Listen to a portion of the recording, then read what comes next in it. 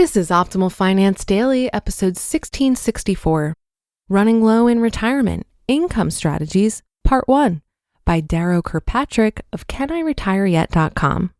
And I'm your host and personal finance enthusiast, Diana Merriam. This is the show where I serenade you with the sweet sounds of personal finance knowledge from some of the best blogs on the planet, with the author's permission, of course. And I have a bit of a longer post today. I'll read the first half today and then finish the rest for you tomorrow. So let's dive into the first half and start optimizing your life. Running Low in Retirement, Income Strategies, Part 1, by Darrow Kirkpatrick of caniretireyet.com. Running out of money before you run out of life. It's the biggest fear many retirees face. And for baby boomers and succeeding generations without guaranteed pensions, it's not just a night terror, it's a realistic concern. Without adequate savings, a prudent lifestyle, and regular financial checkups, running low in retirement is a very real possibility. I previously reviewed two fundamental solutions when you find yourself running low in retirement: reducing expenses and increasing income. In that article, I went deeper into the two most powerful expense strategies: cutting discretionary spending and downsizing your home. These are major levers you can throw on the expense side to modify your lifestyle and salvage a financially independent retirement. But they might not be enough, or you might want to go further to ensure your comfort or security. So in this article, I'll explore the income-based solutions to running low in retirement. As I've said, to be realistic, a retirement backup plan needs to be entirely under your control. It can't rely on good fortune, the benevolence of others, or external economic conditions. So we won't be discussing either working or inheritances here. Maybe you could return to some work in retirement, but that generally requires a cooperative economy or employer, and it may not be physically possible for older retirees. Or maybe you can count on inheriting some family wealth eventually. But inheritances are dictated by the lifespan and spending habits of others. You shouldn't pin your baseline retirement comfort on factors you can't control. If you have investments, you may be tempted to try picking better ones that would outperform the market. But decades of research prove that it is impossible to consistently beat the broad market indexes.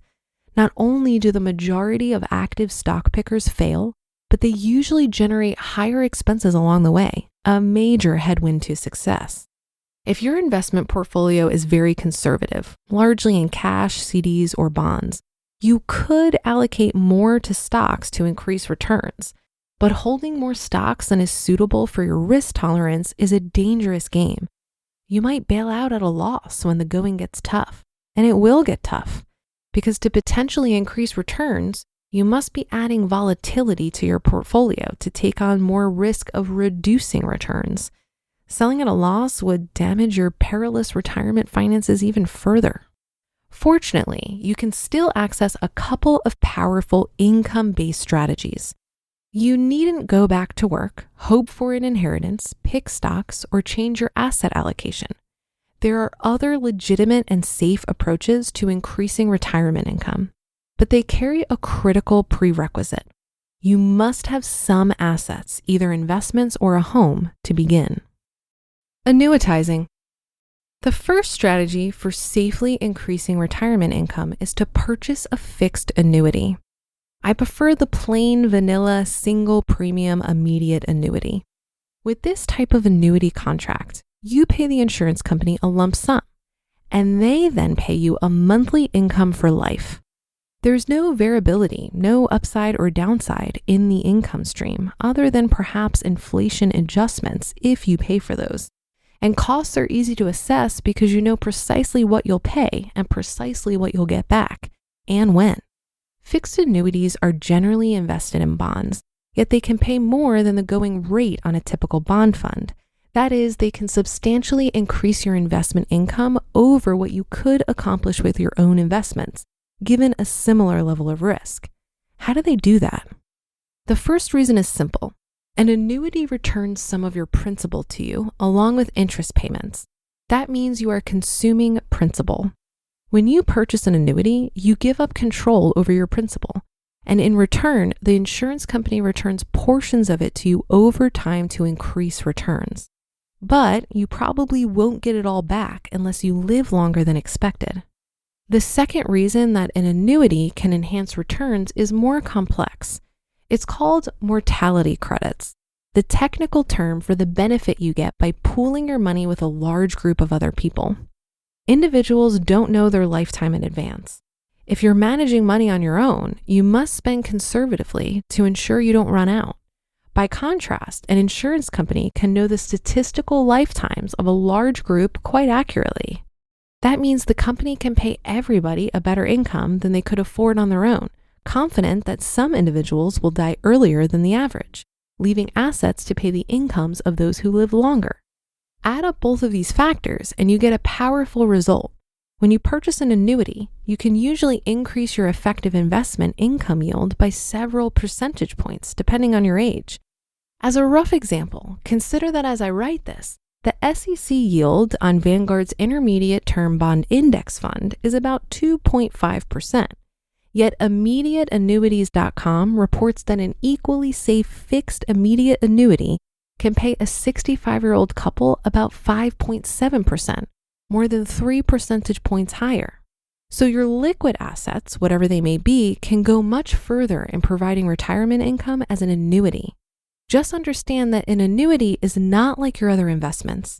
You don't have access to your principal. So the downside, if you must put most of your assets into an annuity, is that it reduces or eliminates your cash reserve for dealing with unexpected expenses or leaving a legacy. But your heirs would probably prefer that you be self-supporting, even if it means they lose out on an inheritance. And an annuity can be instrumental in achieving that primary objective, baseline retirement security. Reverse mortgages. What if your investment assets are minimal, or you've already maximized your income from annuities? Is there somewhere else you can turn to produce more retirement income? Yes, if you own or have substantial equity in your house, there is. It's a somewhat complex and checkered financial product that has recently become more palatable. As noted retirement researcher Wade Pfau writes, quote, "Recent research has demonstrated how financially responsible individuals can improve their retirement sustainability with a reverse mortgage," end quote. To be continued.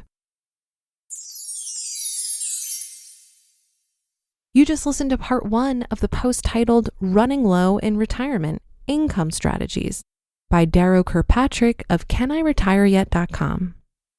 Coincidentally, my mom recently asked me about annuities, and I attempted to do some research on her behalf. But I have to admit, guys, I am finding the topic a bit overwhelming, so I'm going to tread lightly here.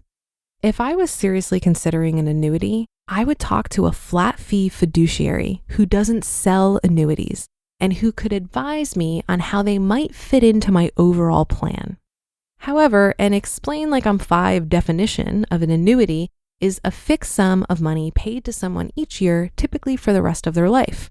By this definition, Social Security and pensions are annuities. Annuities are insurance products with contracts issued by life insurance companies.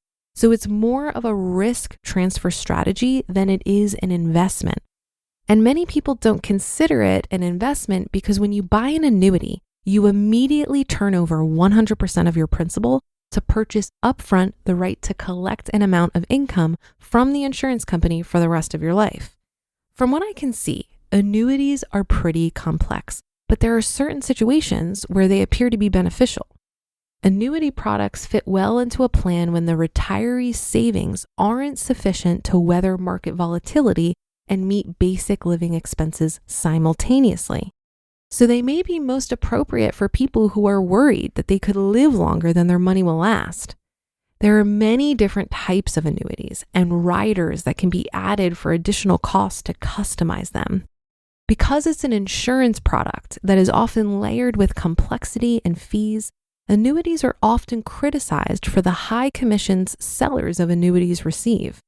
So if you're curious about annuities, it could be worth your time to consult with a flat fee advisor. Well, that should do it for today. Have a happy rest of your day, and I'll see you on the Thursday show tomorrow, where we'll finish up this post and where your optimal life awaits.